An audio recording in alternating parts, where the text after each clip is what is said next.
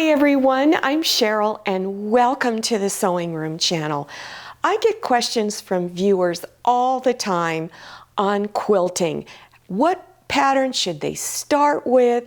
They also ask a lot of questions about the one behind me, which I'll go into in more detail later. So I'm going to go over just a few of some of the quilts that I have that I recommend you should start with if you are a beginner. Or if you've got a little more experience, I'll show you some that you can also do that will be challenging for you. This here is your basic checkerboard quilt. It's cutting out squares the same size. In a particular sequence, you're sewing all of the stitches together. It does have quilt binding on it, but I can show you other ways of finishing off an edge, especially in the Quilt As You Go series, which I'll show you that in a moment. So this is a really good one to start with. This is my big block quilt. And again, they're just big squares stitched together in a specific sequence. But in this one, you'll notice it has kind of a diagonal pattern to it. So you cut out a certain number of blocks using a certain number of colors, and it's the order that you place it in that gives it this diagonal pattern. Here is another one. Now, before I go too much farther into this, I don't want you to get hung up on titles. In other words, there are quilters that have very specific titles to a pattern. I don't get stuck on titles at all. This is kind of in that brick layer category. So you have these rectangular shapes, again, that are stitched together in a certain pattern, and it gives kind of that zigzag look. In this quilt, I want you to focus on this section here. This is often called stack of coins. Just call it my coin quilt. And what you do is you can use jelly rolls and stitch those little strips together. You can cut them any width you want and just stack them up and put rows of sashing in between. If you have been quilting a while and you want to get started on working with half square triangles like you see around all the blocks, this is a nice one to start with. And you can make as many of these little, they're called friendship stars. You can make as many of them as you want and always make a great big quilt. But if you are a beginner, I recommend you start with a really small quilt, maybe baby size or lap quilt.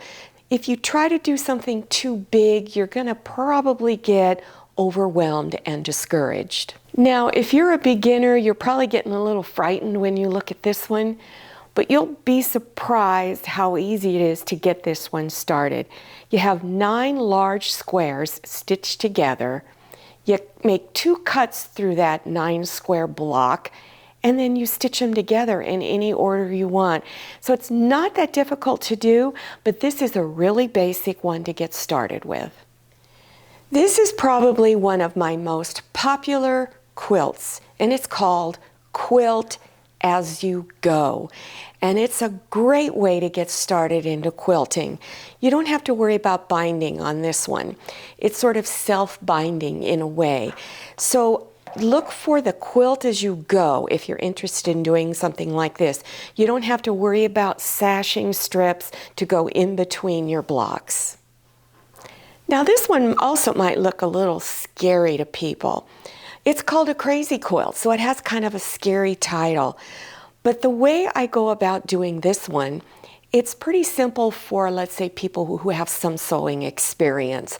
So it's more of a kind of a intermediate beginners or more advanced beginners quilt to start with.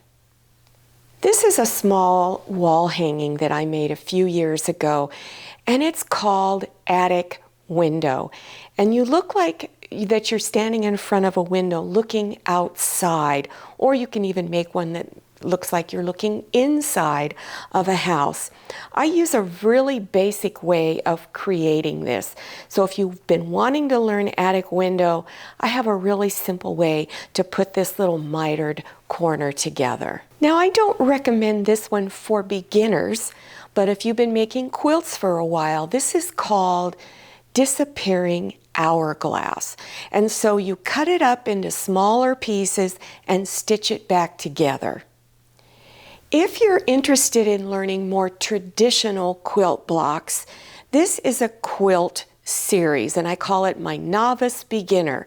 In other words, you've been sewing just a little bit, but you want to get into quilting. This is the one to start with. So in each video, you'll learn one block. You'll use scrap fabrics, don't spend a lot of money. And of this one, you'll see I've got 12 blocks laid out. So for each single block pattern that I show you, you make 2, and then I show you how to stitch it into a quilt, put the border on it. You go through it from beginning to end. This is a very popular quilt series that I have, and I did this many years ago, and it's still incredibly popular. In this one, you learn traditional quilt blocks. It's just a little more advanced than the previous quilt series that I just showed you, but there are 12 different blocks. In each video, you learn a different block. I also take you through the step of putting the sashing on and putting a border around it. This is my beginner's Botanical Quilt series, and it's my latest one. And there are many different patterns in here. As you can see, there's a pineapple, there's a maple leaf, there's all different types of flower and fruit, strawberries, everything in orange. So you can choose to make every one of the blocks, duplicate some of them. You just choose a few and just duplicate them all over again. And again, I recommend you use up your scraps, because many of you keep saying, bring out some scrap buster videos. Well, these quilts are one of them. I also show you how to put a border on it, how to layer it, how to go in to do your quilting stitches, and how to put binding on the edges. So I don't leave any step out. You learn everything from beginning to end.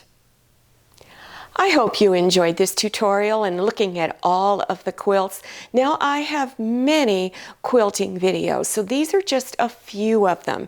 So you want to check below your YouTube screen for those video links. There will be one link for just a general playlist of my quilts, and there'll be links listed down there for the 3 different quilt series that I have. I'm also starting a new quilt series, and that's flower applique blocks, in which I'll show you 12 different flower patterns that you can learn.